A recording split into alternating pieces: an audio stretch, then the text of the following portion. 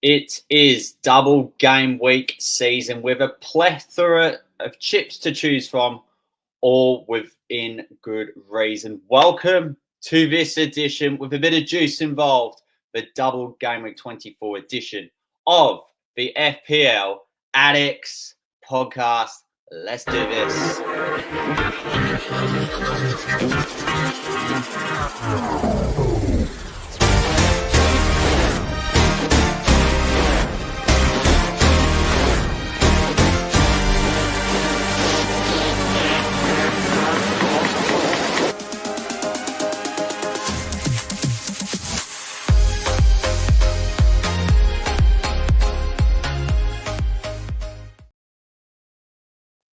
A bumper edition indeed, not quite like a dodging cars you would see at an outdoor adventure park, but we've got a massive panel as per usual. Your usual Reidy, your usual Rev, and I did mention someone of juice of essence, if anything, someone from the FPL juice on this edition. We welcome Ash. Firstly, Reidy and Rev, good evening to you both. How are you both doing? Good evening, mate. Yeah, doing good. Excited for the pod as always, and always happy to share the stage with all of our guests. But I'm particularly excited to have Ash on because I love myself a little bit of FPL juice.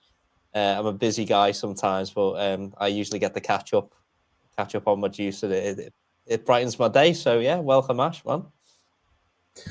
Yes, finally got him on. Well, he's on mute. Can't hear you, man.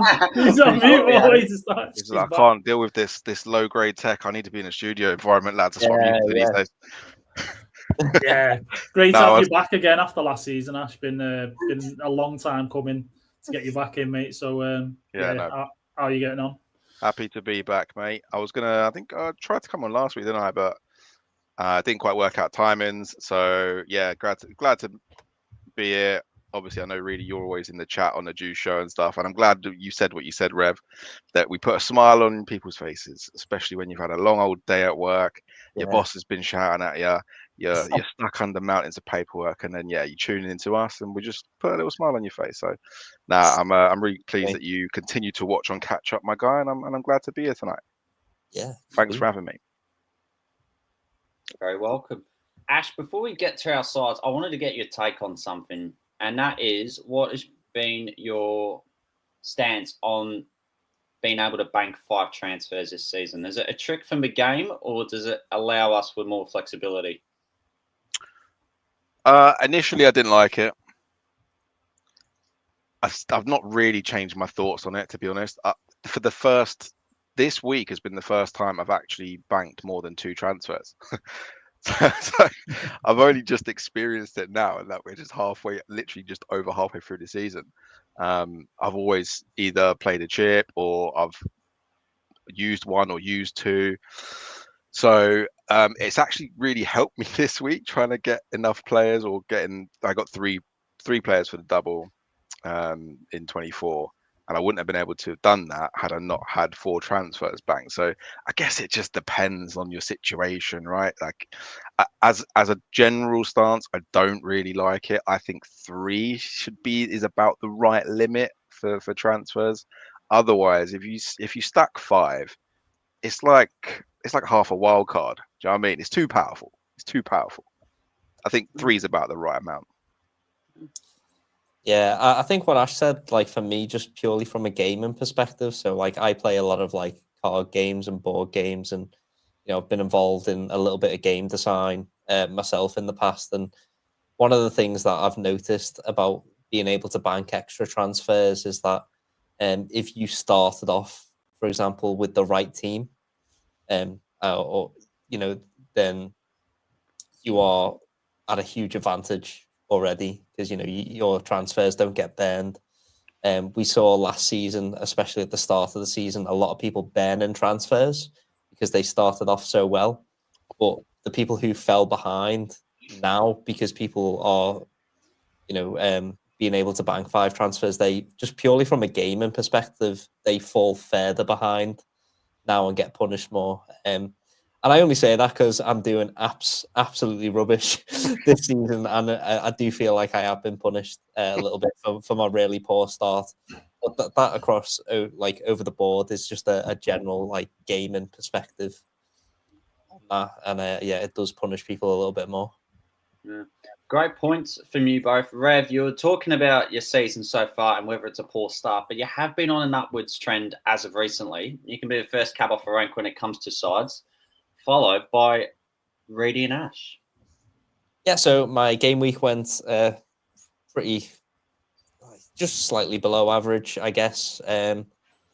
Cole Palmer, despite me backing him against Man City, didn't do the business. He could have had a cheeky assist had Jackson had a left foot, but he clearly doesn't. So my couple of differentials in Gibbs, White, and Woods really didn't pay off. I don't think any of us were expecting Nottingham Forest to get absolutely thrashed like they did. And then Wisa again not delivering, which was disappointing. My defence not delivering as well. Trent with the assist, which I'm obviously grateful for, but everyone's got Trent. And then the toss up between Gakpo versus Allison, I was on the wrong side of that. Again, it's just like adds to a whole long list of 50-50s that I've been on the wrong end of so far this season, where I've gone Allison over Gakpo. And maybe it's because I'm just being a bit too defensive. Maybe I need to attack the game weeks a little bit more. And Gakpo was clearly, in hindsight, the obvious choice. Yeah, so not a great game week for me, but hopefully I can turn it around this week. Sound. Yeah, fair play. 53. I like it. And where does it exactly sit in our mini league? It sort of shapes as this at the moment. So Reidy's currently in second. He's overtaken me and he hasn't shut up about it all week. So I'm just going to be quick on mine. My season's already done. Look, 55. Who was it a good week for? Trent assist. Everton got a clean sheet. Who would have thought? The right time of season. It's 4 seasons. I'm made up. I'm not about to complain about an Everton clean sheet, being an Everton fan myself. So, yeah, loving that, loving the upwards trend for the Blues, and hopefully we get our new stadium in the Premier League under Moisey. Yeah. And of all things, Jacob Greaves scored a goal for Ipswich Town. That was a great header, but it wiped out the clean sheet there.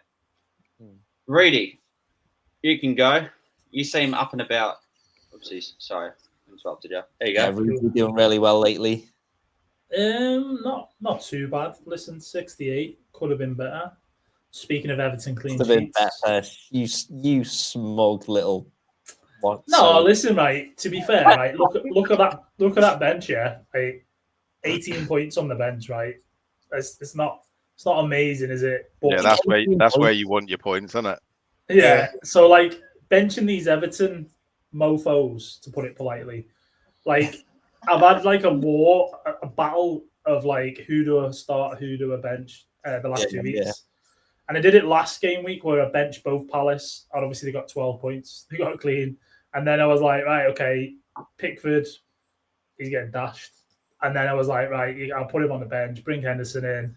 And what obviously happened, some sort of like Fugazi or Fugazi or whatever with retaking penalties and all that malarkey from referees or whatever, encroachment. And then, his clean sheet's gone. So, listen, 68, I won't complain. I've had worse game weeks, much worse. But I feel like other than probably Gakpo, people who are in the similar positions, similar players or whatnot. The Gakpo move, I brought him in for Raul Jimenez. So that 16-pointer was sweet, obviously, and that bumped it up to the 68. So decent week. Keep it going. Get that momentum. And, hopefully... well done, Reidy. The Green Arrows. Obviously, Cody Gakpo there doing the business as well with a cheeky 16-pointer is huge. Yeah, massive stuff. Awesome.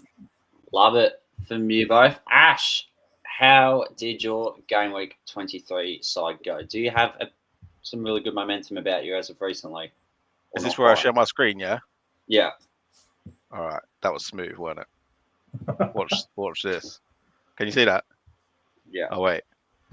Got Oh it. wait. Yeah. What? What's happening? Okay. No, you got it. 67. Not bad. Yeah. Talk us through it. 67. So Gakpo Schmackpo, that's what I say, rude boys. You gotta get a bit of Vardy in your life and a little bit of Erling. Differential Erling Haaland. That's what I'm talking about. Wow. 12 points for Haaland. He's on the resurgence, coming into a sticky patch of fixtures, but it's Haaland. He scored against Arsenal earlier in the season. He's probably going to do it next game week as well. He's on a roll. Vardy's having a party, doing his thing. Obviously, you got to target Spurs. Absolutely shocking defense there. Knew he was going to score. 9-pointer bagged. Thank you very much. Isak, everyone's got him. He's flying. Salah, everyone's got him. He was on the captain. I should have gone Isak captain. I felt it in my gut to do it, but it was just too. You know, them ones where it's just too obvious. It was just too obvious. I would have kicked myself if I'd have captained Isak and Salah outscores him at home to Ipswich. So Yeah. it is what it is. Kirkez with another clean sheet. He's been good. I think we talked about Ahmad getting unlucky with his last minute goal being ruled out. Otherwise, it would have been a sweet week. But no Gakpo, no Trent, no Allison, no Diaz, none of these idiot guys. No, I'm not on none of these. I don't need any of them. Yeah, don't need any of them to get a green arrow. Obviously, Burn not good. Sell's not good. Castagna's just like a dud. Anthony Robinson, but he's done okay. Rogers obviously blank, but got a hat trick in the Champions League last night. So, and he's got a fixture against Wolves coming next. So, quite happy to keep him. And then the bench is looking a little bit leave it, but I've made 4 transfers. So, but I'm sure we'll talk about that as we go. And before we move on to that, though, tell me something, Ash. Is this the same team as the same team that you had in game week 22, or no? Game week 22. Wait, what game week is this? Game week 23. Yeah, same team. Why? I thought you wildcarded for some reason. You didn't wildcard. I wildcarded ages ago. Oh, so you still got the second wildcard in? No. When did you wildcard? When did you wildcard it? I wildcarded in. When's halfway through the season? Is it 18? 19 or 20, I think. I wildcarded in, I think, 17 and then wildcarded again in 20. Yeah. So guys been rocking Chalobah since he was at Palace. Now he's at Chelsea. Look, listen, lads, you've got to appreciate the level of foresight that I've had to get Chalobah in my team, because I brought him in when he was at Palace at 4-4, knowing Chelsea were going to do the recall thing. Obviously, they did the recall thing. He comes back to Chelsea. He's now a starting player. And if it weren't for that absolute dirtbag, Madueke, Chalobah would have had a double-digit haul in that last game. So I just knew it was going to happen. I just knew it was going to happen, boys. Like I'm an oracle. Like I predicted the Iwobi brace as well. I just predict these things. They just happen. What's the excuse for Kwanzaa then?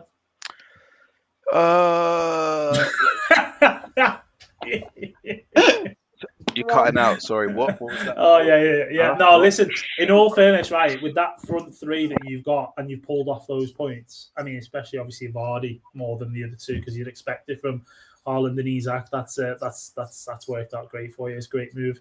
I mean, Iwobi as of late, maybe obviously the game against United, he was a bit quiet, but recently he's been pretty good, Iwobi, and he's been returning. So, have you managed to catch any of his points, Ash? Or yeah, I brought him in the week before he scored that brace at West Ham. Nice. So I've had a good chunk of his points, which has been nice. But then the game after the West Ham one, I think he got dragged at half time, so that gave me a bit of a red flag about him, and then blanked in the last game. So I've taken him out. I'll be honest with you, boys. He's come out of my team now. So I got him in. He's done his bit. It's time to go. I'm moving on to bigger and better things. Good stuff. Great stuff. Ash, before heading to a public league, where are you ranked overall at the moment? Oh, do I have to? Yeah. Where are you? Calling out ranks. Where are you first? No, I'm about similar, to be honest. I'm 614. 614. Okay. I'm 638K. Yeah. We're close. Yeah, I'm 7 Chaza? I'm like 2.3 mil, bro. Like, Oh wow, so I'm the best here. Oh, Oh my days. How have I got Haaland? and for I'm the best first here? time ever. You boys need to step it up. Chaza, Yeah, before man. you come on next week, you need to be above me, mate. This ain't Yeah. you got to sort that out. Lots to live up to say the least. But, hey, that's quite a respectable rank, I will admit, Ash. Thank you very much for showcasing your beautiful, powerful team of differentials by the looks of it. Phenomenal. glad you said differentials and not something else beginning with the. So, nice one. I know. Yeah. Quick check on the public league. Tom Stones is still leading by 32 points ahead of Steve, and a great game week from him with 66, and a few on green arrows too within the top 7. To you guys, I put this question. Let's start. You could go whatever order. Rev, Ash, and Reidy. The best Bournemouth assets to go for, because they're unbeaten in their last 10, coming off a 5-0 win over Forest. Their talk of a town is certainly coming from their midfielders. Who's the best pick? Yeah, good one. I think the man on fire at the moment is obviously Kluivert. I think I was a little bit skeptical of him when earlier in the season he bagged the hat trick of penalties, and loads of people brought him in, and in my head I was like, "Oh, just penalty merchant." But I don't know what they're doing down there at Bournemouth, but it's really kicked off for them recently. They are in great form. Kluivert's absolutely pulling strings in midfield, and he's doing great. And not a decent, and not the defense isn't too shabby either. But yeah, defo Kluivert is one of the ones. I think they found is like his best position. I think recently, if you look in the past, he's been playing out wide, like lefts, rights. I don't think he's a winger. I think he's suited to that like number 8 type of player, like fast, link up with the attackers. Obviously, he's shooting. He's got a shot in his locker, hasn't he? So, and he can put a pen away. So, I think they're actually like finally discovering, do you know what? We can unlock this guy. Similar to maybe a like bit of a Gibbs White, but this kid's kind of just on fire lately, and he's almost becoming, not saying he will be, by the way, because he's got a lot to live up to what Cole Palmer did last year, but similar price bracket in that like 5 to 6 mil, what Palmer was last year on pens, obviously bit of a free roll attacking. So yeah, man, like everyone's going there at the minute, it seems, and it's justified. I get it.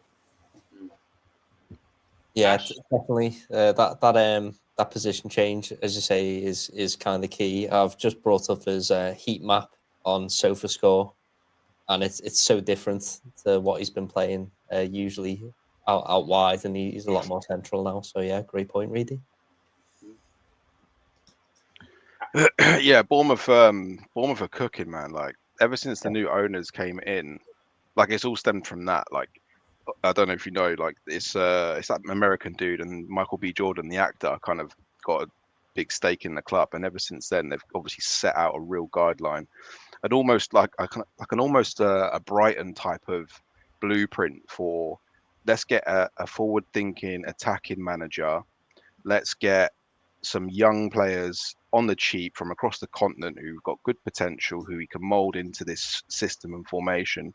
Players like Kluivert, players like Huijsen, the defender, who I've seen talked about loads on, particularly on a couple of TikTok channels. They're talking about him being like a real superstar of the future, and they're really surprised that he wasn't picked up by one of the bigger clubs. But this is what I mean.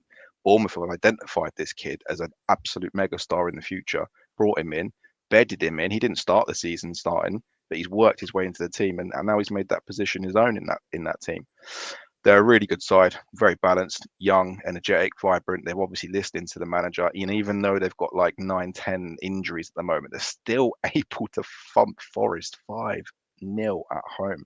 So they've got some real power, and I think they're really going under the radar, which is good for them. I think it plays into their hands. And in terms of players, obviously we've touched on Kluivert. I think Semenyo is quite an obvious one, has been from the start of the season. But for me, Kirkez has been super consistent, getting cleans, getting attacking returns. and obviously Dango's the talk of the town at the moment, isn't he, with his hat trick with that little hattie, yeah. last weekend. And I know we talked about Clivert's numbers. I think his numbers, what's he got, like 15 returns? Yeah, 15 in 18 starts. Don't overlook little Dango Unchained, boy, because he's got 10 returns. 10 returns in 11 starts. So, people talk about him maybe being super inconsistent. That's probably because he's not been super starting in the team.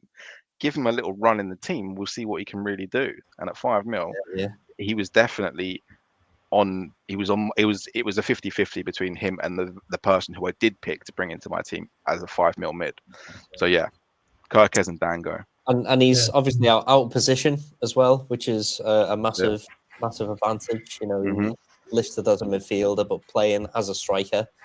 And really stepped up in and amongst Bournemouth's recent injury crisis, and I think they're just a better team for it. Not a lot of teams go through an injury crisis and get better, but the depth in their squad is an absolute credit to. Even like the signing of Kepa was like, what? He's gone to Bournemouth, really? Like, really? Amazing, There must have been a draw. Like, he must have gone there and thought, there's something going on here. So I like what they're doing. I hope they keep it up. Did anyone see the Semenyo Booker T celebration, by the way? Yeah, the spinner. The music and that. That was quality. Was quality. There was a behind the scene. They did it he had an interview with one of the other players. I think it might have been, was it Christie? And you could tell he was dying to do it. They were talking about wrestling, and he was like, I could do that, right?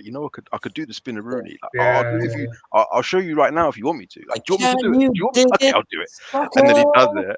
And it's like wicked, and they've done it as a celebration. The music though? By the way, did they play the music in the stadium or not, or is it just on the video that's like been posted out by? I doubt they would have done it in the stadium, mate. Because I was like, imagine Ballard blasting that, and then he just goes and does it on the pitch. But I think it was just on the Bournemouth club Twitter page and TikTok and stuff. It was brilliant. No, he nailed it. Absolutely nailed it. Nailed it. But yeah, Bournemouth, they are cooking, and what a way to kind of go into a big game that's I don't know, means a lot obviously for them momentum wise, but for Liverpool in terms of title wise, and it's going to be a tough test obviously for us, but I don't know, man. These sort of players, we've seen Forest this season, haven't we? They've smashed it. They've been killing it. Some of their players have been on fire, but is it sustainable? Do you know what I mean? And that's the big question. You talk about them having young players and all the rest of it, but is it sustainable? That's something that we'll have to wait and see. Yeah, I think from an FPL perspective, one of the things that's going to be interesting for me this week is how, for myself, weeks in advance, like a lot of us were dead certain that we were going to triple captain Salah this week.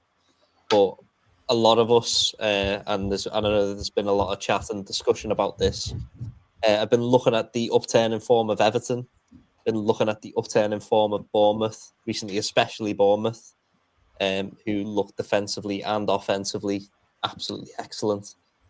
And maybe you're thinking about parking the idea of a triple captain this week just while Bournemouth are in such great form. The issue is, are there many other better game weeks to play it?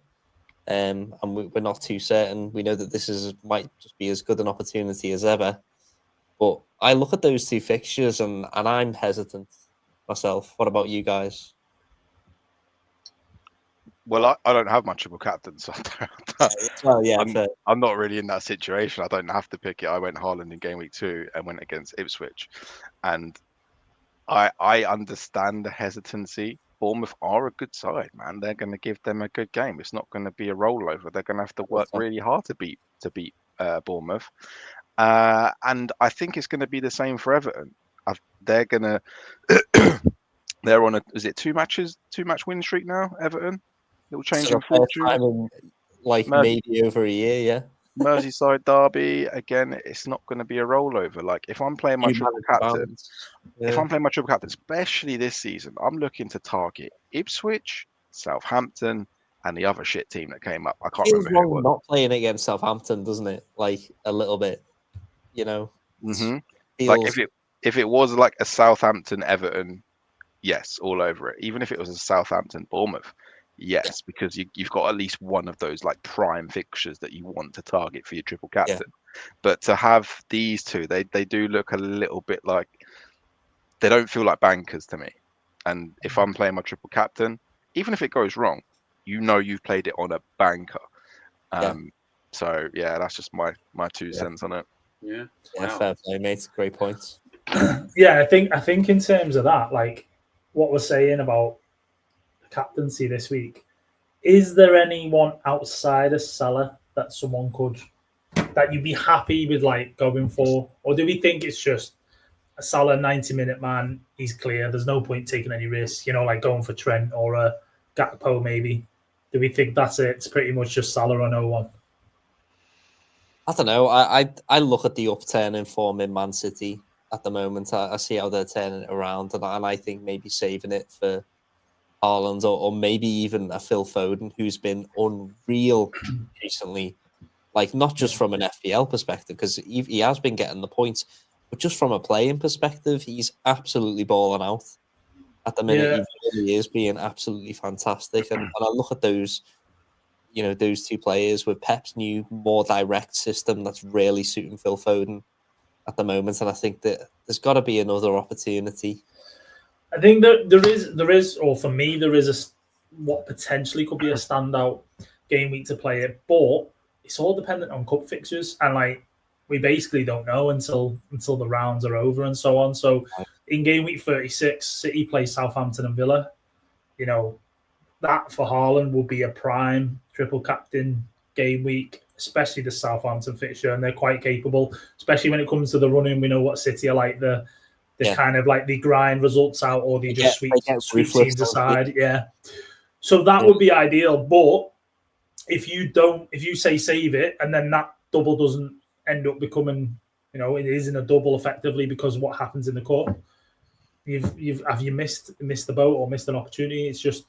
That's why it's so difficult to know, because we don't know. These doubles aren't guaranteed, right? So, but yeah, I agree with what you're saying, Ash, in terms of like a prime fixture or a fixture where you go in, listen, this is only one side are going to win this, and X players guaranteed, or not guaranteed, but you expect them to be getting like 2 goals minimum or something like that. You know what I mean? Yeah, I mean, like on the triple captain, I used to be exclusively triple captain on a double game week player, exclusively. Like I was not interested if it wasn't a double game week. And this season, I changed that, because I'd had too many occasions where I had captained it on a double game week player, as many of us have, and they've ended up blanking and then maybe getting a 3-pointer, and then it's like a total waste. Or Manuel Dennis. Or Manuel Dennis. I didn't do that week, luckily. But there's a lot to be said for going for it on a single game week, where I get like the double game week, you get the 2 matches, that's 2 chances, but there's also more chance that player is going to be rotated. There's more chance that player is going to be subbed off. There's more chance that player might get injured in the first game and then be. I know that's a small chance, but these are all the sort of variables you've got to think of. Whereas in a single game week, it's probably just that game, that week against the team you want to be captaining against, i.e. Ipswich, Southampton, or Leicester. And that worked for me this season with Haaland at home to Ipswich. And I think he got 17 points that game week. And that worked for me. And that's the best triple captain I've had in about 3 seasons. So, yeah. I mean, I can absolutely echo these sentiments. Like last season, I had a look at the data of where Fulham were conceding chances, especially down the centre, and their expected goals conceded was primarily exactly where Haaland is on the heat map. And, Haaland went and scored 4.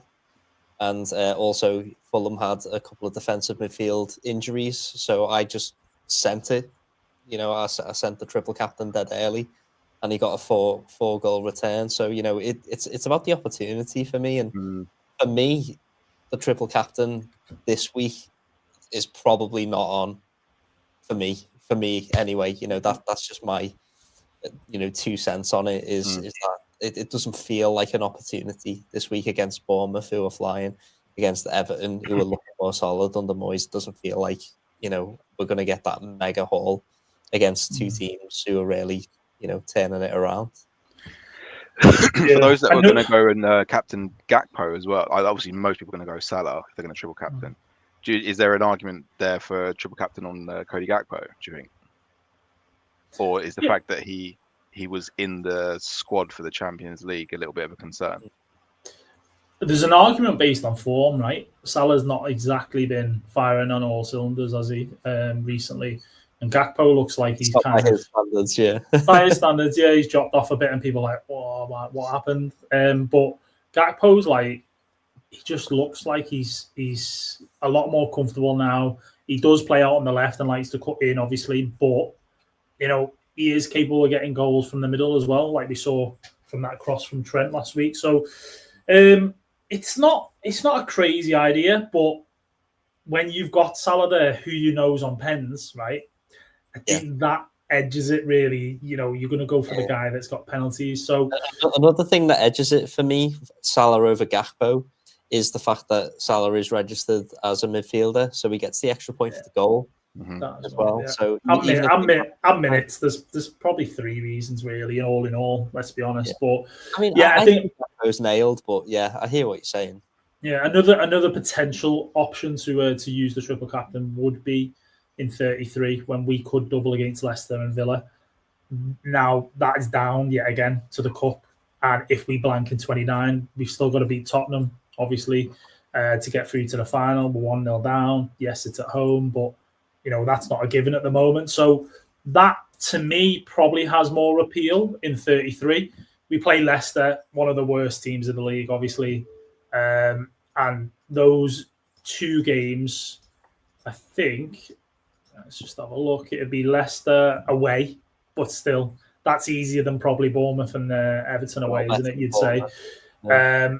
And then the Villa ones away. They're both away, but it's probably just, I'd say, based on current how Bournemouth look and based on Everton obviously getting Moyes back and being the last game at Goodison, you'd probably favour that one more as a triple captain than you would this game week. But I think I'd prefer your single game week at home to Spurs, mate, especially if Andy's in charge. I think Salah's going to score 5. It's probably not. You're probably not wrong, mate. But you know, I think that given the uncertainties on fixtures, on not knowing the cut results and all the rest of it, we might not get a better opportunity at the moment. So yeah. Sound stuff. Fantastic discussion, especially on all of such, especially how efficient it would be playing such a chip. Now, we do have to go to comments, but before that, brief check on the Women's League because there has been a change up the top.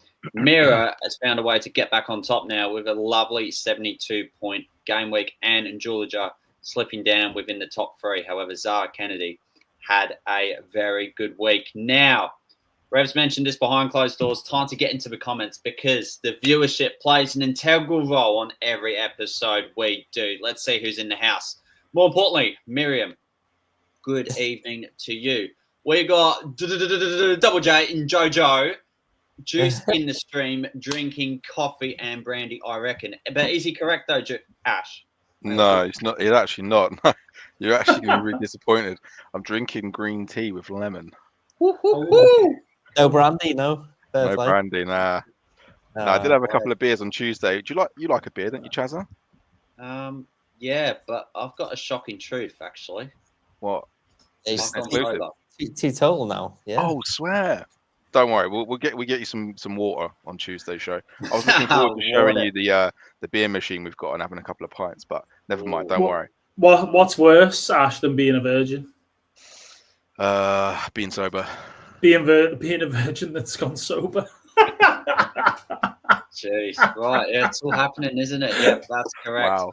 Cracking. I hope you guys are really close.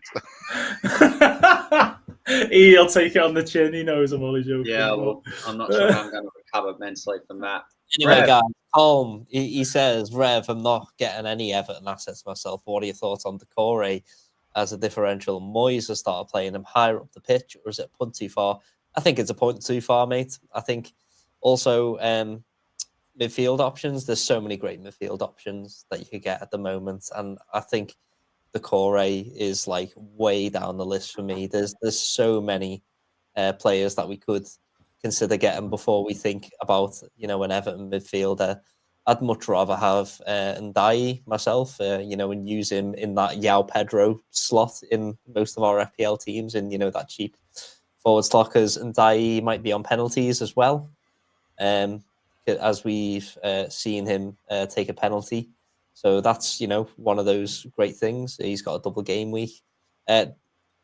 We've got people like Rodgers, we've got Bermo, we've got Clivert, we've got Semenu, we've got Dango Unchained. There's so many FPL midfielders I would pick before Decore, mate. But yeah, good question though. Thanks for that one. The fact that Idrissa Gana Gay has more points than Decore this season says it all. Yeah, exactly. Exactly. Cortex has also popped by, a very good contributor last episode. Good evening to you as well, Cortex. Thank you for joining. Now, Kyle raises a good point, and we may as well just get onto this discussion. So the thing with holding the TC chip is going to be when will you play the assistant manager chip and the bench boost. Now, I want to pan this big question to you lot, go in whatever order. I want you to rank all 5 chips. Hypothetically, if you had all of them, what would be the most effective in this double game week to the least effective? So I'll go first, just to show you how it's done. So I've ranked number 1 as the most effective, triple captain, followed by assistant manager chip. Personally, then I reckon it's daylight, wildcard, then bench boost, and free hit, because I don't really see much point in the free hit in a double game week. Did anyone else want to rank for certain chips? What's daylight? Yeah. Where did that chip come from? So is it an Aussie? It's an Aussie saying. It's an Aussie one. The assignment. So I would say, based off of our discussion previously, I would say maybe the best chip to use this week would be the assistant manager chip, and I would use it on Moyes personally if I had it. If that's the route I was going, then I would say it was the triple captain, and then the other 3 you can throw in whatever order you want. I would say wildcard might be decent, depending on what you need to do with your team as well. So, yeah. Okay. And for you, Reidy and Ash, would it be TC as the number 1 or be assistant manager? Neither. I'd go wildcard. Wildcard's the best one, because then you can get 3 Liverpool, 3 Everton. Bosh, set your team up for the next 5 weeks. Then it'll be triple. I'll say triple captain, just over assistant manager, only because. Actually, no. I'm going to change my mind. I want to say assistant manager 2nd, triple captain 3rd, free hit 4th, bench boost 5th. Okay. Yeah, That's what I'm on. I like it. That's a very good ranking there. Reidy. Oh, this is a tough one, man. I've used my wildcard already, so well, I've used my wildcard and it's done me well, to be fair. It's served me well. So, and I'm set up now. I'm set up. I can save the transfers. So, similar to what you're saying, Ash, about you'd pick the wildcard this week as being the best one. In that case, if we're anyway. just looking at this week in isolation, do you know what I mean? Yeah. If we're just looking at what is the best chip for just this week, and we're not really just this week. Yeah.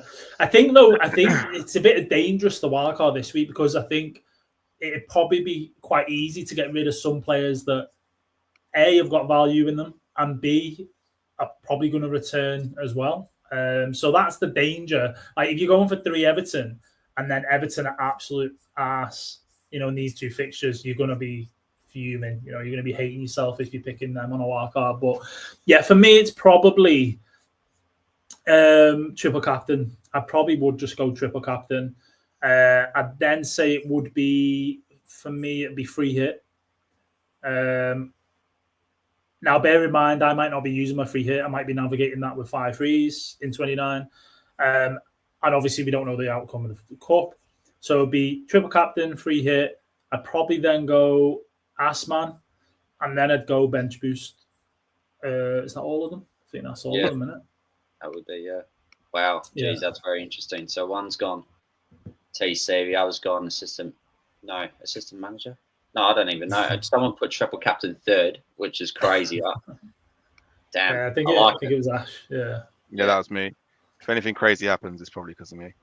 Yeah, Love it. Yeah, sorry Right, about that. transfer movement, because I reckon there's a bit of talk on this. Top 5, always surrounded by double game week players, especially in the lead-in such as this. Within this top 5 charts, anyone can go whenever. Any big surprises in either category? Are there any in your eyes? It's most Palmer. obvious is Gordon, Palmer. right? Gordon, Fifth Palmer. most transferred out. Gordon, Palmer. Well, I would even say Wood, arguably, but Yeah. like Palmer and Gordon, massive, right? Because was it last week against City? I think I seen some people were benching Palmer last week. Now, obviously, that would have worked out okay because he didn't return and stuff. But yeah, like are people that short on change, like on money, low on funds to be able to get like a Cliver or a Gakpo or something, they're having to get rid of Palmer? Like you look at Palmer's fixtures, right? And hasn't he got Leicester and Southampton back to back at some point? Like, don't get me wrong, people can wildcard him 30 and get him back. So maybe that's the plan of, of some people they're going, right, well, he plays Arsenal 29, maybe get him on wildcard. But for me, if you ain't got him against Southampton and Leicester in what? It'd be 3 weeks' time, then, what are you doing getting rid of him, to be honest? What do you boys think on that one, on Palmer and Gordon? Yeah, Palmer surprises me. Like you want to be keeping Palmer for those plum fixtures, man. Like, yeah, like Reidy says, you can bring him back in, but yeah, like he can always do something on the day. Like he can just really turn up, and you kick yourself if you haven't got him for those mega haul points. Because when he does bag, he tends to haul. He tends to get those double digits. Do you know what I mean? So he's a real big dangerous player. Gordon surprises me a little bit, but yeah, I think maybe people are kind of getting on this Mbeumo flex again. Newcastle's fixtures have just come out. They've just come out of a nice little run of fixtures, haven't they? And they're kind of swinging. And I've even heard some people talking about maybe getting off of Isak for this run. I wouldn't be doing that personally. But yeah, Gordon surprised me a little, but there are some really good options around that, especially if you're going to target the double. If you wanted to maybe try and go for like a Diaz or even Szoboszlai, if you're a little bit short of funds for just to get someone, get that treble up on Liverpool. But yeah, apart from that, I don't really see any other surprises. Okay. Are you, Rev? Yeah, I pretty much agree with everything, but also feel like I'd be a little bit hypocritical if I said too much, when people see my team in a bit. But Ash just touched on it, but I've got like other reasons for my thing. So just to give Ash a bit of context, that the reason why I love what we do here is because we're kind of focused on like the mini league dynamic of FPL. So it's not just about making what's like objectively the best transfer in the weekend. We try and discuss what to do if you're chasing in your mini league, or we try and discuss what to do if you are trying to maintain rank in your mini league or protect rank and stuff like that. So and I'm quite far behind at the moment. So I need to switch it up. The onus is on me to catch Chaza and Reidy right now. It's not the other way around. They can just play it really safe. They can in football terms, park the bus, and I have to go all out attack right now. That's what I have to do because I'm about 80 points behind both of them now. So, I need. It can be made back though. That's not that bad. It's just a managership. It requires something a little bit bold, and that's what I'm doing. It's probably a mistake, but that's why my little tag underneath my name this week is Death or Glory. So yeah. We'll get to it in a bit anyway. Once the two lads have done their teams. Okay. I would agree with all of you in regard to Gordon, Palmer, Wood. It's very interesting to see Iliman Jai up in the top 3, but probably reasonably so. He's got a bit of love, back-to-back goals in that instance. But now we've got to get to the all-important fixtures, which is going to last, in fairness, 10 days. But within that Monday and Wednesday, there's so many games going on, especially the Carabao Cup second leg semi-finals. Now, to all of you, start off with you, Reidy. So just to warm the stat pad up, pick one fixture that proves as a standout to you, followed by Ash and Rev. Well, I don't want to go for the obvious. I mean, the obvious one for me is Sunday. Arsenal City is the big one, but that kind of can have a different outcome based on our game on Saturday, with us being a 3:00 kickoff. So, for me, is Bournemouth, Liverpool. If we don't win that game, City, Arsenal are going to be then looking, thinking, right, we can get some points, gain some more points back or whatever.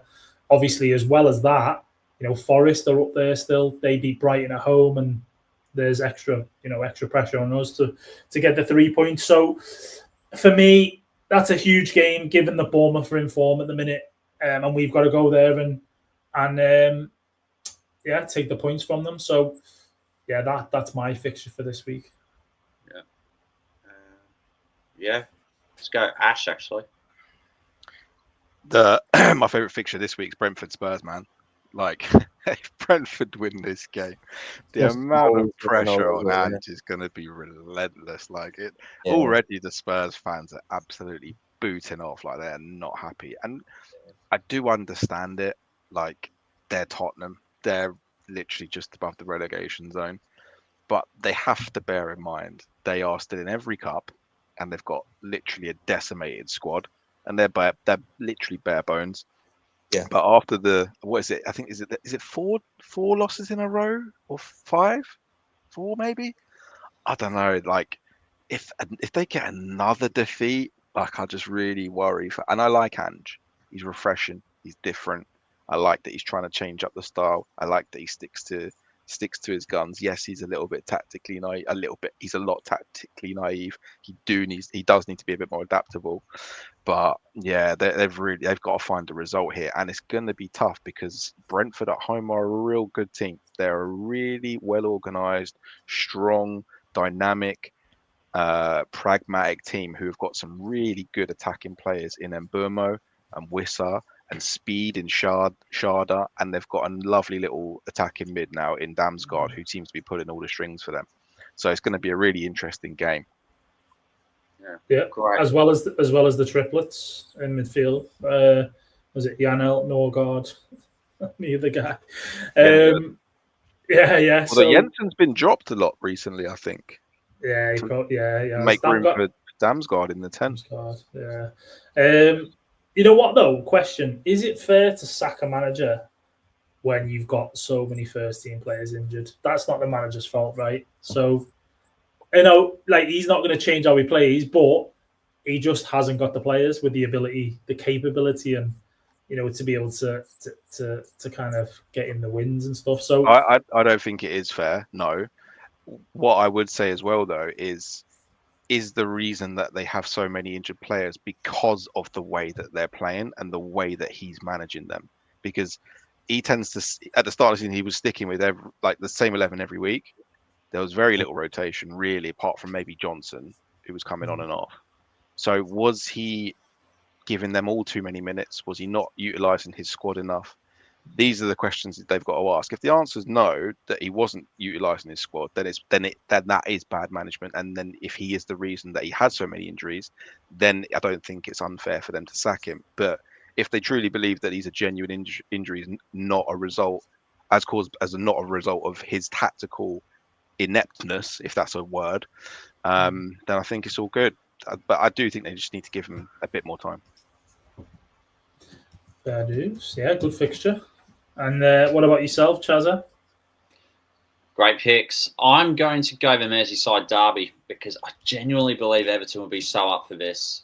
And I don't know, shiver me timbers for Salah triple captain is not pointing at anyone, but could be me here. But that's a lot riding on that game. Yeah. Rev, have I asked you yet for your game? I don't think I have.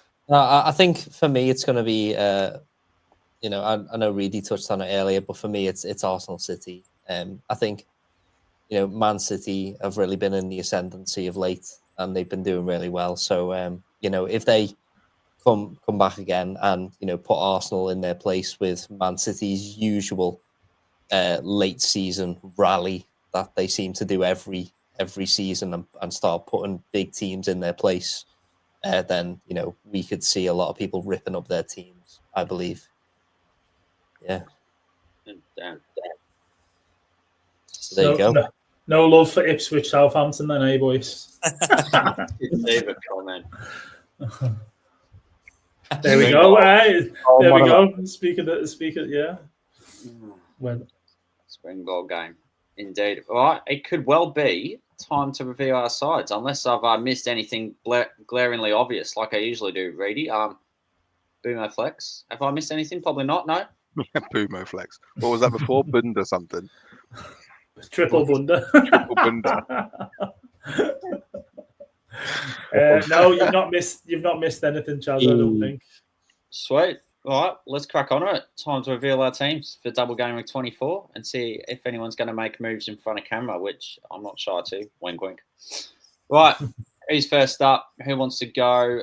Well, so as discussed last week, Chaza, just to talk to Reidy, just in our mini league, we'll let Reidy go first because he's top of our little trio right now. So he gets to flex it first, and then Chaza, and then myself.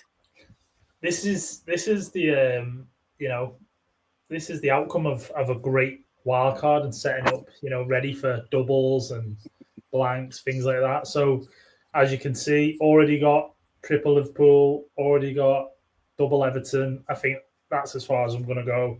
I don't think I'm going to get a die because Wood plays in 29. He has, Ipswich, which is a great fixture for me. And I think just because he's blank last week, I don't think that he's going to go cold all of a sudden. So this is me for this week. I have made one move. Now, I had 2 free transfers this week. I was going to roll them because I really couldn't decide whether I should go for this player because I could have made 2 moves this week and I had the exact money to do that, which would have been Clivert and Mbumo for Gordon and Ahmad. But I would have been benching Clivert. So I was like, there's no point. I might as well wait till next week. So yeah, Mbumo came in. I brought him in for Gordon. I just thought that Spurs fixture, Fulham on a bad side, and even though Newcastle at home, I just fancy Mbumo against Spurs as a much better fixture for him. And as Ash was alluding to before, at home Brentford they're so much better. So yeah, I brought him in, and Gordon's gone out. I'm rolling the other transfer. I think bench is pretty much set up the way I want it to be. And pretty much like a few of those players there picked themselves, you know what I mean? And then, the triple captain is on Salah. And that's me for this week, boys. I like it. What a team. Yeah, good stuff, mate. That looks so risky on the triple captain. I'm so glad I did mine early. I'm glad I've got it out of the way and it worked because I'd be a little bit nervous this week. Do you know what? I think the one sort of thing that I would go, do you know what? I think the game's going to be open. The Bournemouth game's going to be open. And that is probably a good thing. If it was one of them where Bournemouth were like a little bit held back, playing for a draw, or like wanted to get like, cheeky 1-0 but the way they're playing at the minute, they're all guns blazing, going out attack, like we can counter attack. Salah could end up with a hat-trick for, if it pans out like that. So I think you might be right. I think this game isn't one of them where both teams are sitting back, and that creates goals normally we see in the Premier League, and I'm hoping it goes that way. If it doesn't, we get battered, then I've only got Everton to look forward to with that triple captain. So let's see how it goes. Love it. Nice stuff. All right, Rev, who's next? It's you, Chaza, because you are in second place in our mini league. Beautiful, yeah. Well, so this way, you can try and cover Reidy or catch Reidy now, just to try and keep things close. Oh, look, mate, it's not really about what the plonk ahead does. It's just about, look, this is my systematic that's just already falling to pieces, has done for many weeks. This is how we're looking. Triple captaincy, we may as well activate it, get out way. Bats a bench at the moment, runs pretty deep. But you wouldn't believe it, we're making moves. Again. Oh, we're getting some live transfers. Some live back transfer again for another installment. So, he'll go. Andy Gordon out. He'll go. Saar out. Good decision. Saar has been poo for a while. We know who's going for. It's so obvious. Right. So obvious. Decore. Yeah. How do you spell? Hang on. Dango. It's going for More like it. Dango. Dango and Chains. There you go. Yeah. Damn. Dango with his wango. Whoa. Nice moves. Funky Dango look. Rubicon. Yeah. Yeah. That's how we're doing it. With the kebab, me, man. It's absolutely elite choice. Yeah. So that's You the know, team. Rev. Yeah. Catch you next week for more further benching headaches. So, yeah. Righto. Are you next, Rev? Yeah, man. Put it up. Put it up. Time Cool. to do the reveal. As you can see, wildcard active. Oh, that's interesting. Yeah, so as I said earlier, Ashmate, Chaza and Reidy are quite far ahead. And even though I've not been doing too badly recently, and my team was actually in a good spot to kind of realise that if I do want to try and catch him, and I do want to try and, you know, give these guys a little bit of competition, I need to do something a little bit differently. I need to take those individual matchups and try and compare them with each other and try and make gains where I can. So for me, one of those versus moments is Isak versus Haaland. So I'm looking at Man City's upturn in form. I'm also looking at the fact that Newcastle can get battered, you know, as they did against Bournemouth. I'm also looking at Newcastle's really tough fixtures coming up. And I'm thinking, you know what? If I am chasing, and if there ever was a time to get off Isak, as you alluded to earlier, maybe now's the time, especially as Man City have been so good. The same thing kind of applies for me with Cole Palmer at the moment. A little bit off the ball with 2 returns in his last 5. And Phil Foden absolutely in the ascendancy. To be honest, I just want Phil Foden in my team just so when I watch City, I'm just like happy because he just looks great. I think for me, there's the triple Bournemouth on the bench ready to go for that amazing fixture run. We alluded to Kepa earlier with Kluivert and Kerkez. If I wanted some more money, so the issue is for me, Fabianski might not play, and I might have to play Liverpool against. I might have to play Kepa against Liverpool. Save points, though. But the save points will hopefully be there. Might not be a bad thing. I definitely think Fabianski's lost his place, though. Yeah. So I think what I could do is I could go down to Huijsen and Dango as well, and I could upgrade to Pickford. I know I'm an Everton fan, but maybe triple Everton is just too far even for me. You know, I don't think I've got that belief yet. But I think triple Bournemouth for that absolutely spicy run of fixtures could be really good. So, yeah, for me, it's about Haaland versus Isak. It's about Foden versus Palmer. And there's opportunity there for me to make some gains on people above me whilst, you know, there's a bit of a downturn in form and some bad fixtures. We've got Man City who might just do Man City things. And if I jump on them now, I could, you know, get myself back up there. It's probably a mistake. You know, it's probably a mistake, but I've got to go for it. You know, death or glory, and so that's it, boys. Yeah. Ripper. What a team. I think Interesting. Yeah, You've got Double it is City where interesting, they've isn't got their hardest run. yeah, But exactly. it's Took the one of words those out of my things. It mouth. doesn't make sense, but it might make sense. Yeah. We don't know. Exactly. Yeah. And that's my logic. You know, is that I'm going to be getting points, hopefully, that no one else is getting over these next 4 or 5 weeks. And yeah, by the time people might just out of interest though, Mikey. Yeah. Your kind of matchup this week is Haaland v Arsenal, and Isak plays Fulham. And then do you know who they play next week? Haaland and Isak. Yeah. Who? You checking? Well, You're checking.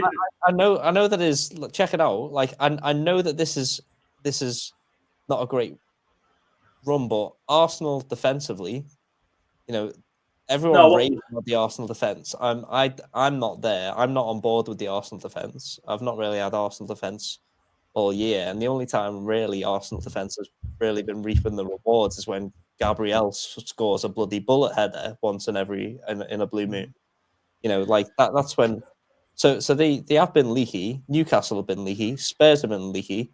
Liverpool, you know, like Man City are at home in that game. You know, Forest just shipped, what was it, 5 to Bournemouth?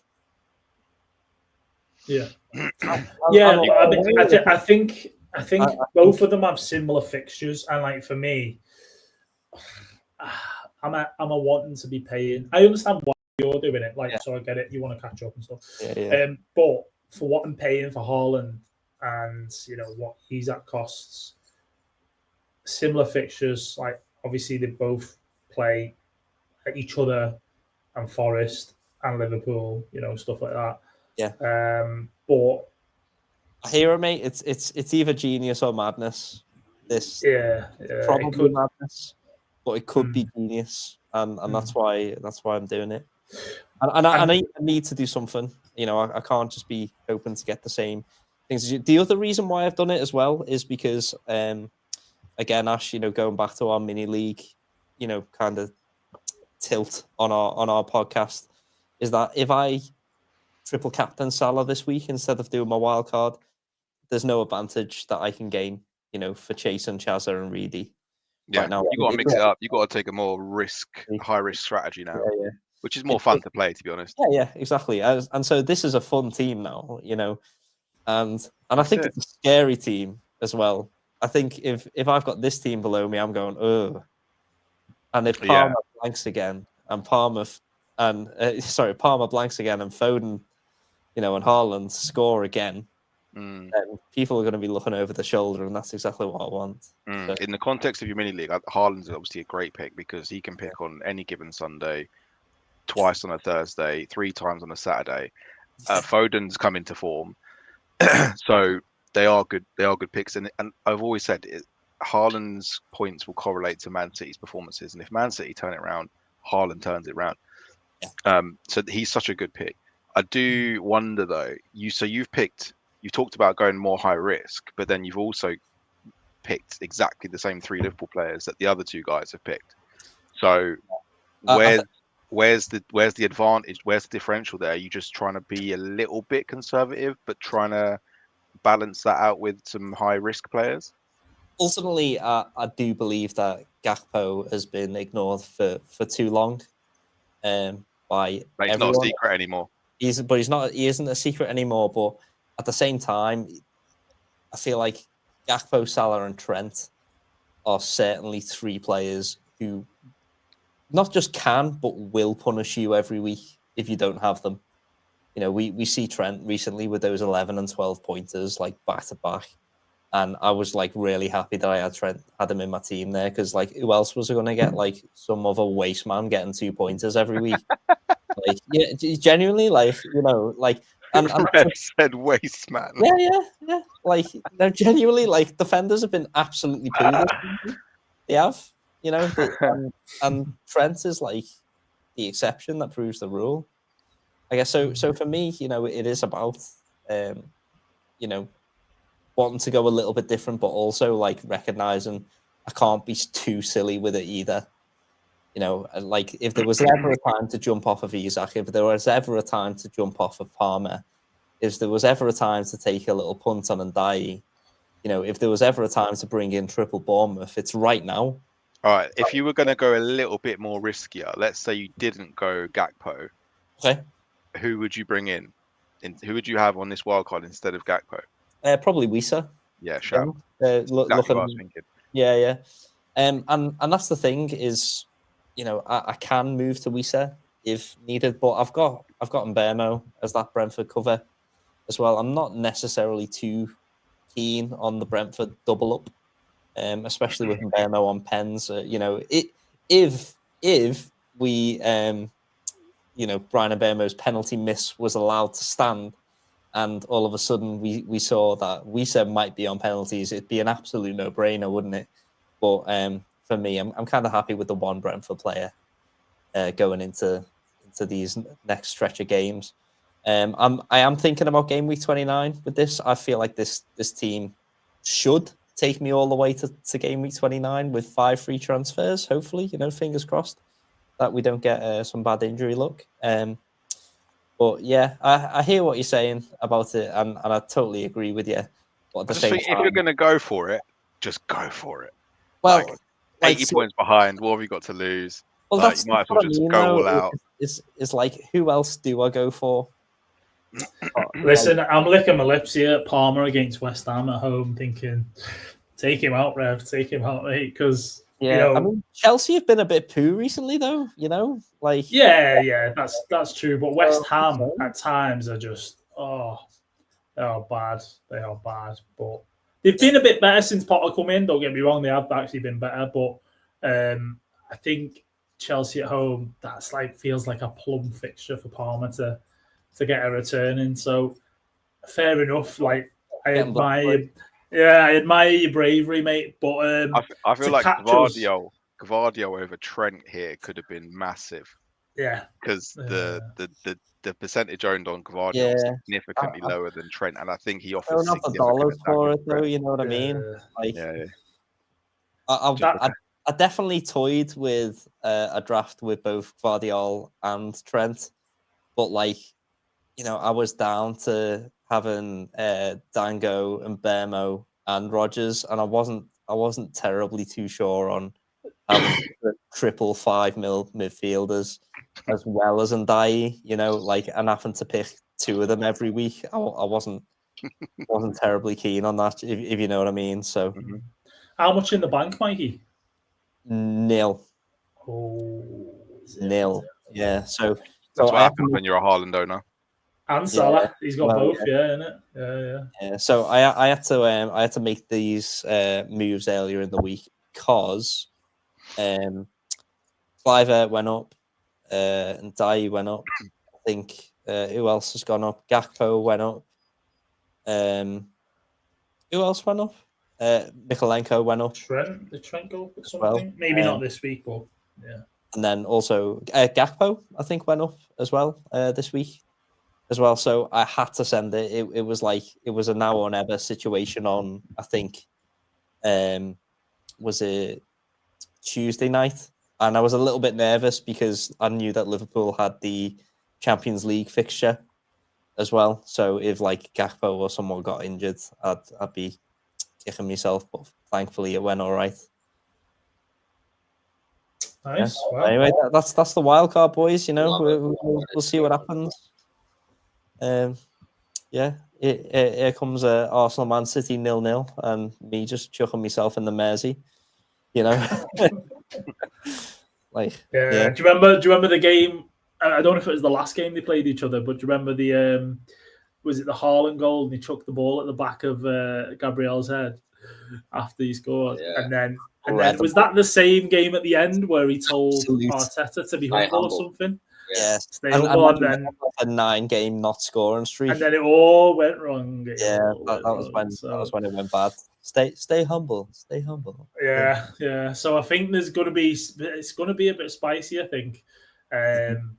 Especially it's at the Emirates, isn't it? So, the crowd are going to be bang up for it.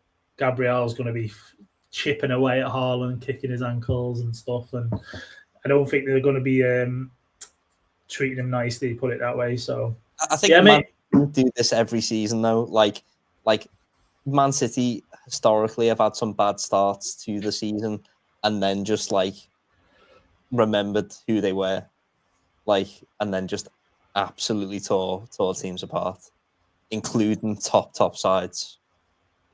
So yeah. See how it pans out.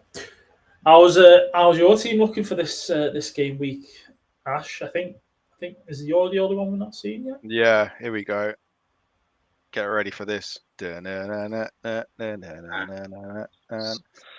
we go. Right.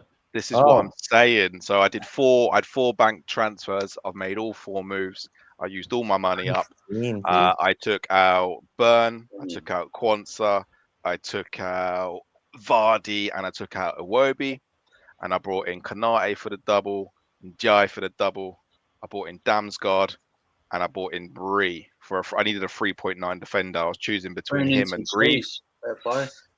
But Bree's my boy. He come from Luton, so I got to bring him in. He got an assist in his last game with that big old cross for Onuwatu. I think it was Onuwatu, or someone scored a bullet header. Might be Bednarek actually. So yeah, he comes in and starts. I'm starting my 3.9er away at Ipswich. Let's go. Bag of points. Sells at home to Brighton. I don't see him keeping a clean sheet, if I'm honest, but it's between him and Fabianski. He's only one pick. Kanate for the double. I couldn't afford anything else. As you can see, I've got Haaland, Salah, Palmer, and Isak, which doesn't leave you a lot of money, boys. Someone mentioned 3 5 mil mids. Yes, I've got 3 5 mil mids. I've got Rodgers, Ahmad, and Damsgaard. Damsgaard's giving me a bit of a benching headache, even though I've just bought him in because I really want to play him at home to Spurs. But I don't know if I can drop Rodgers away at Wolves, and I don't think I can drop Ahmad away at Palace. I'm definitely not dropping any of the other 5. What do you guys think? I think yeah. I'd be benching Ahmad. I mean, you've just brought Damsgaard in. Similar to with Chaza's move there. He's just made a transfer, and he's benching a guy. This is the reason I didn't want Cliver this week. It can wait a week, in my opinion. And I think as good as Ahmad can be, he's a little bit hot and cold. And Palace, they're not a bad defence. United just look, they just look terrible still. And Damsgaard, Damsgaard, he's like in the thick of it at the minute. They're at home, they're playing Spurs. You've got Mbumo there, Wissa.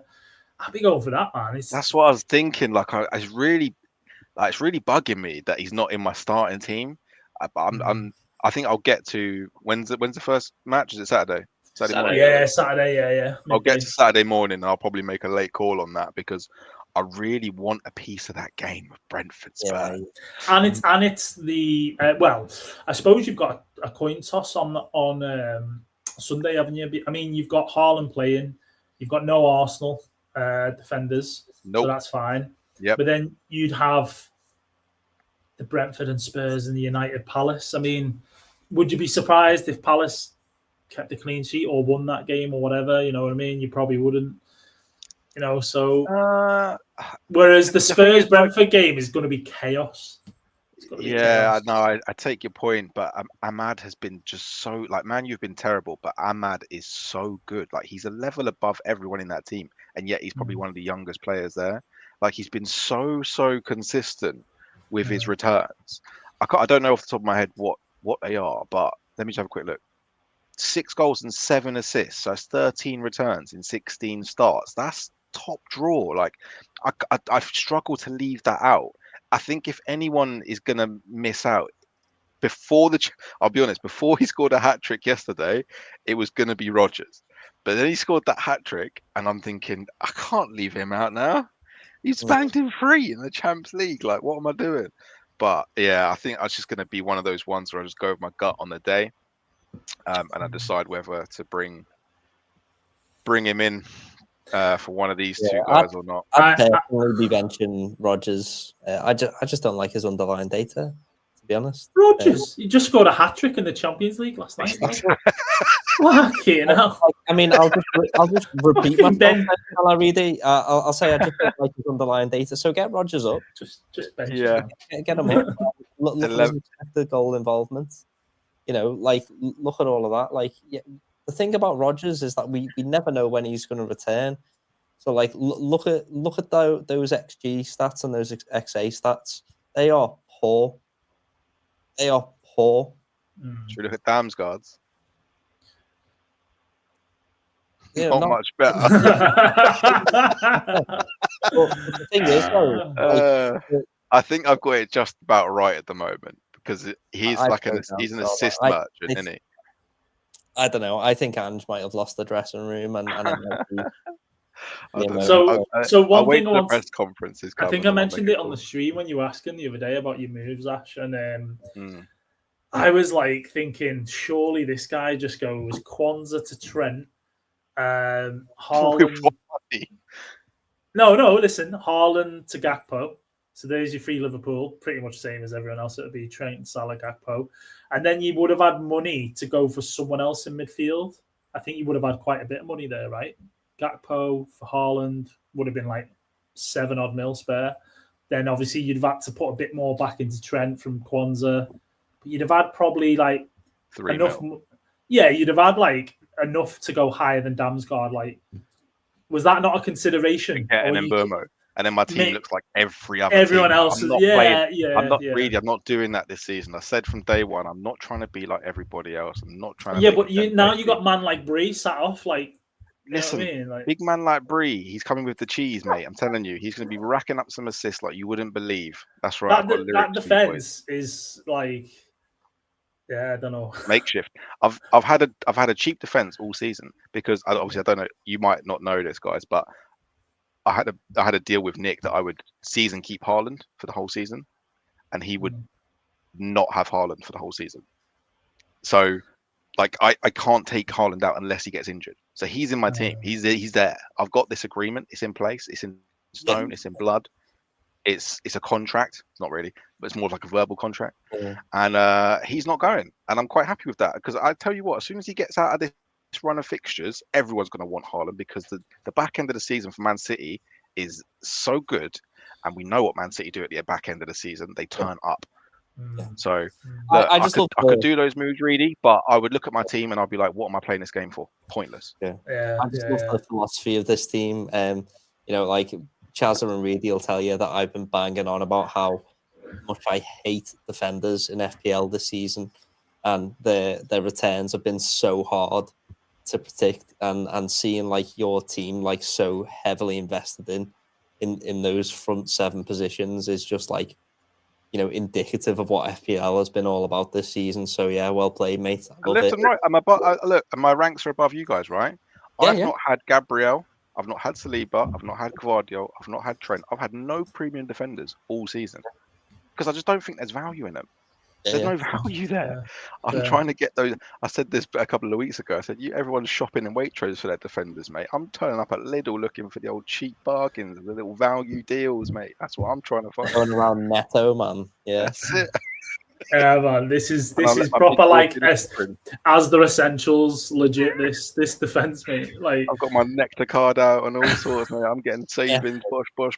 So one thing I want to ask, right, is compared to our teams, one thing that you're lacking here, Ash, is doublers. Is that something that you're bothered about, or because you were saying before it'd be samey? You're happy with just 3 doublers for this week, yeah? Well, prior to my moves, it was just 1 doubler. And that was Salah. So my 4 moves, I'm obviously very, very limited to the moves that I could do because so much of my money's tied up in Haaland, and I wasn't going to drop Palmer, not this week, definitely not before the Southampton Leicester back-to-back games, and I'm not taking out Isak either because he's too on fire. That'd be stupid. I couldn't do it. So I've enjoyed the challenge actually of trying to work out how many doublers I could fit into my team with only using 4 free transfers. And I'm quite happy. I've got Konate, who can give me cover from a clean sheet point of view. Obviously, he's never going to get the attacking returns that Trent does, but Trent might get an attacking return.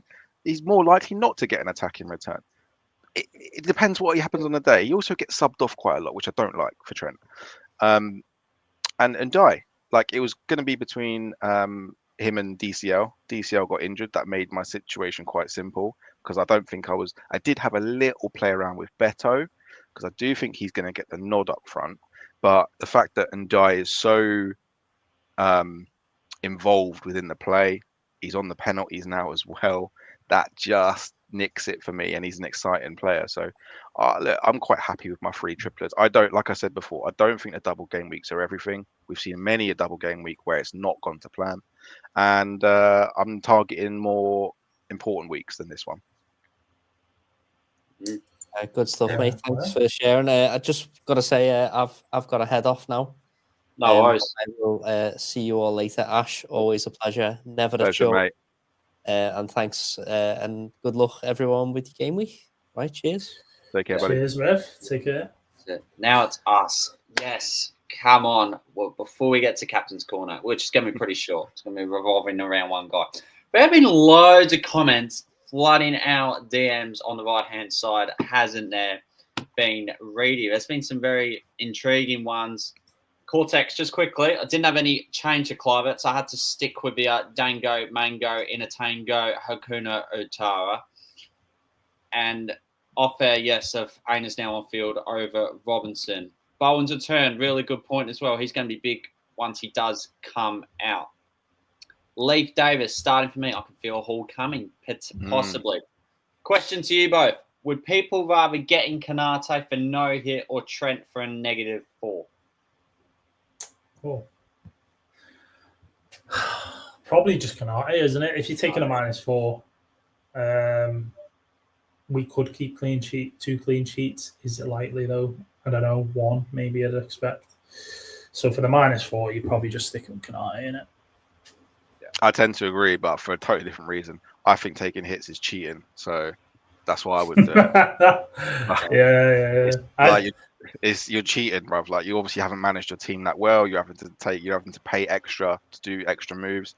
You're just not very good. Your time management. I could tell you're that guy at work who's always late. Yeah, your time management's poor.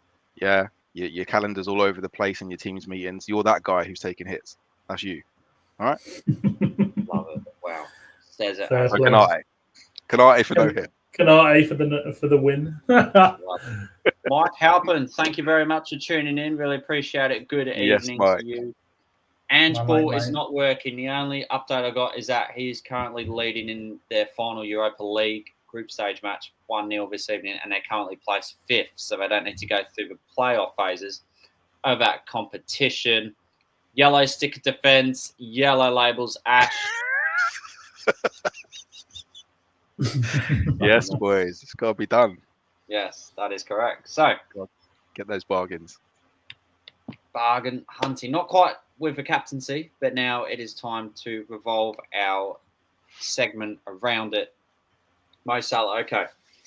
630,000 managers have already activated a triple captain chip. Now, someone's already ranked him 3rd in the chip category for effectiveness. Fair enough, but stats don't lie. He's produced all 4 of his best scores away from home this season, that being 21 points, 18, 17, and 16. His 2 opponents are ranked in the top 6 for home games this season in both goals conceded and clean sheets banked up. Another side note on his teammate Trent Alexander-Arnold, if you really want to consider him, he has amassed 28 points from his last 3 away games. Cole Palmer, look, another one. Mo Salah has accumulated 95 points from his home games this season. I know both of them away. Palmer's second on this. He's accumulated 90 points, and he's at home to West Ham in another London derby, where he did return in the reverse fixture earlier in the season. Or Brian Mbeumo at home to Ange Postecoglou's F-Fest that he dishes up every week. And he's the 3rd highest scoring player from points scored in home games this season with 88. That's all. Just a short and sharp, to the point. Back into the studio. Dunk dive, we go. So, that's how we land it. How are we feeling? Are we nervous? Are we confident? How are we overall? Yeah, I'm buzzing. I'm looking forward to this game week. Yeah, it should be good, man. I mean, my team looks so template. It's unbelievable. Like it's such a contrast. Like, especially defenders compared to Ash's. But I'm looking forward to this week, especially if we get the win, like 6 points from this, and we stay top. It's going to be huge. Ash that price. I was doing poetry. Jeez. Yeah, so I'm looking forward to this game week. Are you boys similar or? Yeah, I'm like genuinely having fun now. I say now. Once I got out of that period of like having 10 red arrows in a row, that was like not like I wasn't getting upset about it, but it was kind of annoying that Nick was beating me every week. Like, that's the main thing that upsets me. It's like when I have to go into the studio on a Tuesday and I know I've got less points than Nick and he's just going to rub it in. And I know, obviously, everyone knows that I'm a better manager. I've had more top 10k finishes than him, and so I just need to make sure that I finish above him this season. And I genuinely believe Haaland, if as long as he stays fit, I think he's going to be the key to it all. So, yeah, like having a way to play, like a philosophy, let's call it that, if you want, like a set rule. So my rule is have to keep Haaland. It's made it more of like a fun challenge for me, like to do things like this where I've had to move 4 players to try and get more doublers in, and it's made it more fun for me, and I think that takes the pressure off it as well. Like, I don't get down if I have a bad week. I'm just literally having fun with it. And luckily, like 50-50 call's been paying off for me. So there was a moment where a lot of people were looking to bring in Enzo ahead of Chelsea's run, and I was deciding between him and Ahmad. I went for Ahmad. That worked out really well. When I brought in Iwobi, he got a load of points for me. That was great. Like, I'm having these like little moments of joy where I'm bringing in these like punty little differentials, and they're coming off. Same with Vardy. I brought in Vardy when I was thinking of bringing in Raul Jimenez. I know Raul Jimenez scored those 2 pens, but Vardy has delivered as well. So it's been nice. Like, I'm enjoying the season so far. Yeah, that like making the moves at the right times and getting rewarded for it. And obviously, like, they've got to be the right, it's those positions that you make the moves, because 9 times out of 10 when you make a defender transfer, it goes tits up. But yeah, man, that's good that you're enjoying it, and that even though you kind of, like some would say, you're restricted with the whole having to keep Haaland, etc., it's bringing other little challenges amongst your team because of that, obviously from a price point. But you seem to be managing well, and like you said earlier on, you're the highest in terms of rank of all of us guys. Yeah. I don't think it'll be for long though, Ash. To be honest with you, I think how many chips have you guys used? You might get pumped this week. I've used 2. Which one? Just wildcards. That's all I've used. Both wildcards. All right, cool. So yeah, I've still got triple captain, free hit, Assman, bench boost. I've used first wildcard. That's it. Why? What about you, Ash? I've used both wildcards and triple captain. Okay. So I've still got bench boost, free hit, and Assman. Yeah, yeah. Just 1 extra chip then, yeah. But I think this week I've got Haaland, which is basically like a bonus chip. So as soon as he starts popping off, you boys are going to be trying to get him in your teams, and you won't be able to afford him. So me and you are quite close then in the Juice League, Ash. I'm 319. You must be there or thereabouts, right? I'm sure you're there or thereabouts. And I think this week I'm triple captain in. I've got 3 Liverpool, 2 Everton. Team's quite template-y. I think this is where I overtake you, mate. I'm sorry. Yeah, do you enjoy having a template team? Yeah, does that give you joy? Are you that guy? I bet your walls in your house are like beige, and you had chicken dippers and chips for dinner, didn't you? No ketchup. Mate, all the walls are white. It's like living at friggin'. It's like One Flew Over the Cuckoo's Nest here, mate. Yeah, I bet. Your favorite ice cream flavor is vanilla. You love Reidy salted crisps. Like, you're that guy. No chance. I like sweet chili Tyrrells, Ben and Jerry's cookie dough, all the good stuff, mate. Trust me. But yeah, as far as FPL goes, it is very vanilla and very beige. But listen, you're talking to a guy who's made 28 transfers in this season. I don't know how many transfers you guys have made. But how do you check that? So if you go to pick team, it tells you in the bottom right if you scroll all the way down. Yeah, 23. 21. There we go. So trust me, I'm definitely not like play it safe all the time. I've only done it because I was trying to be a bit too risky. I was taking a few hits here, and I thought, you know what, this is getting silly now. I need to just be sensible. Try and play it, because for me, I get bored very easy, but I'm like, I want to go, like similar to what you were saying before, Ash. I want to go for a little punt. So I want to pick this player or that player, and 9 times out of 10 for me, it doesn't work. So you do have to have that element of luck as well, and that's why I've kind of just gone plain Jane at the minute. Play it safe, watch my rank hopefully go up a bit, and then maybe I can go, okay, let's see if there's a couple of guys that can get me, a bit higher up in the rankings. But yeah, mate, You're doing well. You're killing it, considering you've not gone. Considering I'm template, shackled. You're shackled. That's it. Yeah, Shackled. Haaland, and that's it. So, who? Just a quick question as well. Go on. So, if you've had to keep Haaland in your team, Yeah, and basically it just means Nick can't get Haaland. yeah. Given when did you make this decision? Before the fixtures were announced? Start of the season. Before the season had begun. Before the season, yeah. Yeah. When the Okay, player prices came out and we were like, Okay, you're doing your drafts and stuff. Yeah, because I was going to say, if the fixtures have then come out and Nick's seen the back end of the season from like 29 onwards, Yeah, you'd be thinking, yeah. Can you obviously Nick's not had Haaland all season. You guys have probably not had a lot of Haaland this season. Do you think that currently Nick is above me in points, or am I above Nick? I reckon you're above him. I'm going to say, if he's had Salah majority of the season, which I guess he would have, surely he's been captaining him. And I've had Salah majority of the season. I've had Salah all season since game. Oh, you've had him as well. Oh my God. Him and Haaland have been season keepers. See, that's the thing, really. With that, it's an disadvantage straight away because you're allowed to get Salah as well as having to keep Haaland, whereas he can't get Haaland but can have Salah. So I don't know, but then Haaland's been doing really bad up until this point.